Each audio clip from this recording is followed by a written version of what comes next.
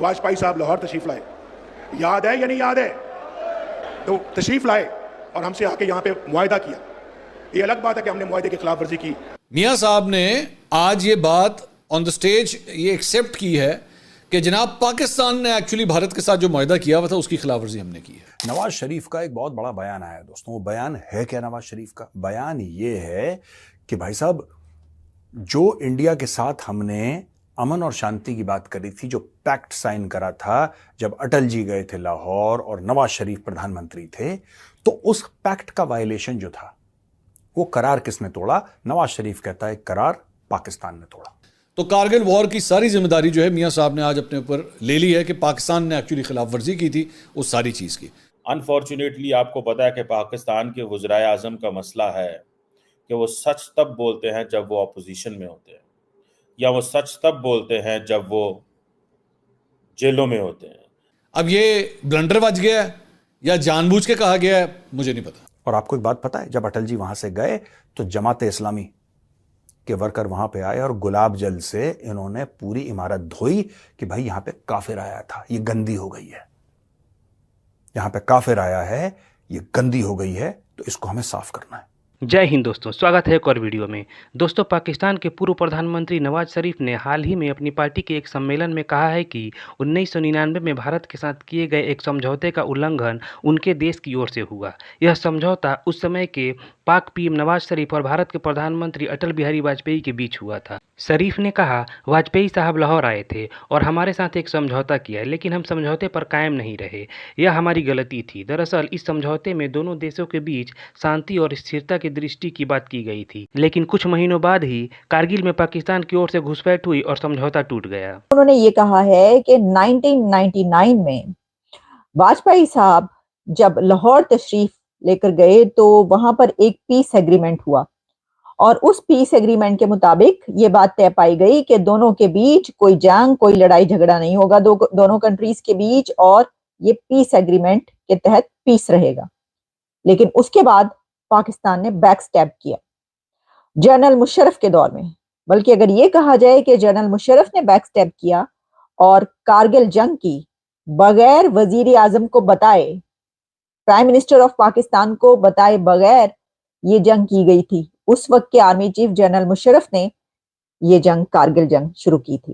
तो इसहाक डार साहब से आई होप कि अगली दफा, क्योंकि he is the foreign minister ना, ये अभी किसी इंटरनेशनल फोरम के ऊपर जाएंगे ना और कोई इंडियन जर्नलिस्ट चिमड़ गया तो वो ये पूछेगा जरूर कि जनाब आपके मुल्क के साबिक वजीर आजम और आपकी मौजूदा पार्टी के सरबराह इस बात को एक्सेप्ट कर रहे हैं कि भारत के साथ किए गए मुआहदे की खिलाफ वर्जी पाकिस्तान ने की थी।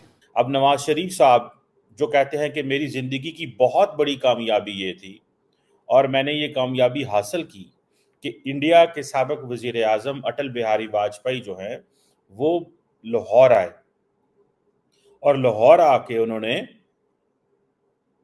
मुझसे मुलाकात भी की, एग्रीमेंट भी हुए। लाहौर डिक्लेरेशन 21 फरवरी 1999 को साइन हुआ।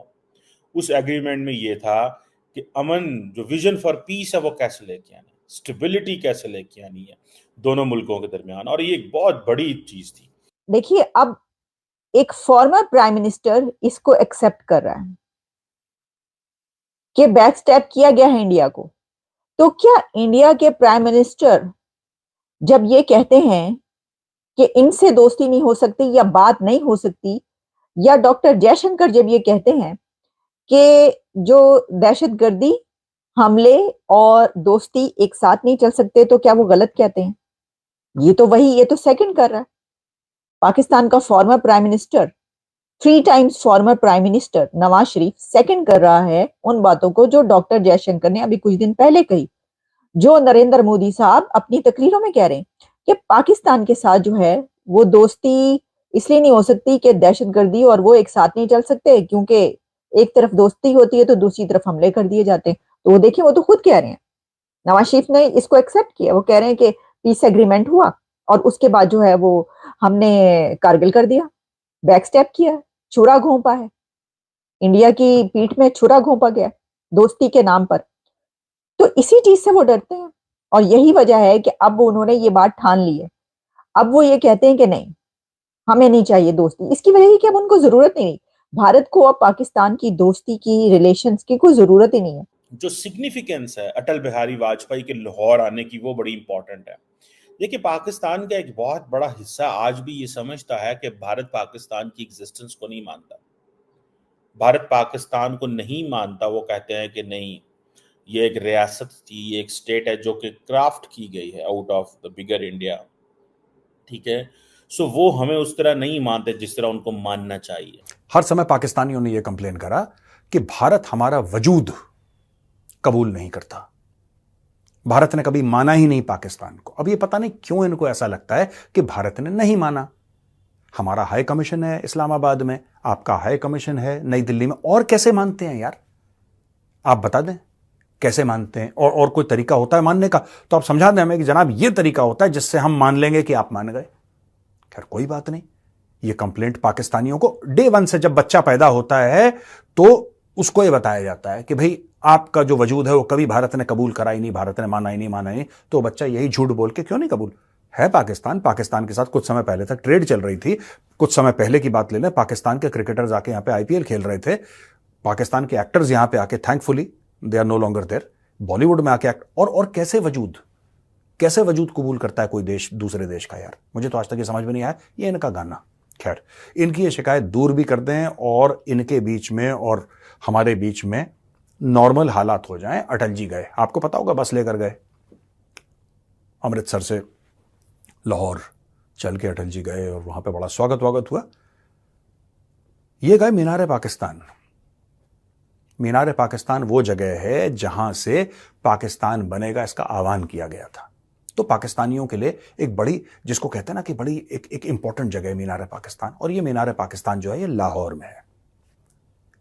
अटल जी वहां पे गए, यानी कि जहां से पाकिस्तान, जहां से भारत को टुकड़े करने की, जहां पे ऐलान करा गया था, वहां पे भारत के प्रधानमंत्री जो कि राष्ट्रीय स्वयंसेवक संघ के थे, वो वहां पे गए। और क्या चाहते हो तुम भूखे लोगों, और क्या चाहते हो?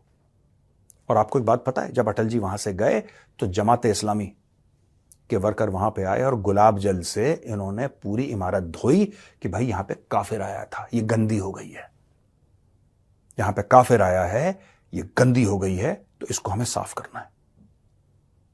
और जब वो लाहौर में, इस्लामाबाद में घूम रहे थे और सबसे मिल रहे थे और अमन शांति की अटल जी बात कर रहे थे, दिल से ना, दिल से गए थे वो। उन्होंने बोला कोई बात नहीं यार, जो हुआ हुआ छोड़ो, आगे बढ़ते हैं।